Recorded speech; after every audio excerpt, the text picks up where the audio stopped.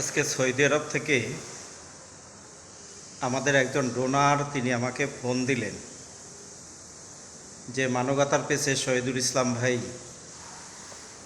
আপনি যেভাবে মানুষকে খাবার দিচ্ছেন, যেভাবে অসহায় মানুষের পাশে আপনি এগিয়ে যাচ্ছেন, তা আপনি তো একাই শুধু দুনিয়াতে জান্নাতের ইনকাম করে যাচ্ছেন, তা আমরা কি করব? তো সকল ওই আমার ডোনার সৌদি প্রবাসী ভাইয়ের উত্তরে আমি বললাম যে ভাই, আমি আমার নিজের এককভাবে কোনো নেক কাজ করি না, আর আমি তো এই মানবিক কাজগুলো করছি যাতে আল্লাহ তাআলা এই মানবিক কাজের খাতিরে আমাদের সবাইকে যাতে আল্লাহ পাক তিনি মাফ করে দেন এবং তিনি ক্ষমা করে দেন। তা তিনি আমাকে বললেন যে ভাই, আসলে সত্যি কি এই কথা বলছেন? তা আমি বললাম যে হ্যাঁ ভাই, সত্যিই বলছি, এখানে মিথ্যা বলার কি আছে। আজকে মানবিক কাজ আমি করে যাচ্ছি, আপনারা সহযোগিতা করছেন, আপনারা এগিয়ে আসতেছেন, এই উসিলায় তো আল্লাহ আমাদেরকে মাফ করবেন এবং ক্ষমা করে দিবেন। তখন তিনি বললেন যে ভাই, আপনি সুন্দর একটি কথা বলেছেন, আপনাকে অসংখ্য ধন্যবাদ।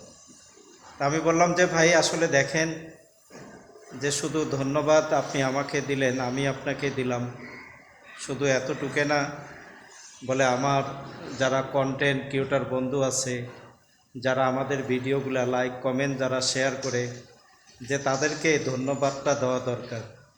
তো তখন তিনি বলল যে তাদেরকে শুধু ধন্যবাদ দেব না, যে তাদের জন্য আমি দোয়া করব যাতে আল্লাহ তাআলা যখন তাদেরকে এই মানবিক কাজের জন্য আপনার পাশে এগিয়ে আসা তৌফিক দান করে, তারা যখন এগিয়ে আসে, তারা যখন এই ভালো কাজে তখন তারা সহযোগিতা করার চেষ্টা করে। আসলে ভাই দেখেন, যে যারা বোঝে যে দুনিয়াতে একজন ক্ষুধার্ত মানুষকে যদি আমরা খাবার খাওয়াইতে পারি, বলে আল্লাহ পাকের জান্নাতে যাওয়া আমাদের জন্য সহজ এবং আমাদের জন্য উত্তম হয়ে যায় এবং দামি হয়ে যায়। কিন্তু আজকে দুনিয়াতে আমরা মানুষ হিংসার মধ্যে পড়ে গেছি। আমরা চিন্তা করি আমি খাবো, আমার টাকা আছে, আমার পয়সা আছে, আমি খাবো, আমি পরবো। যাদের টাকা নাই, পয়সা নাই, তারা কি খাবে না খাবে সেটা তাদের ব্যক্তিগত ব্যাপার। যদি ভাই এই চিন্তা ভাবনা যদি আমাদের ভিতরে যদি থাকে, তাহলে আমরা কোনোদিন আল্লাহর জান্নাতে যেতে পারবো না।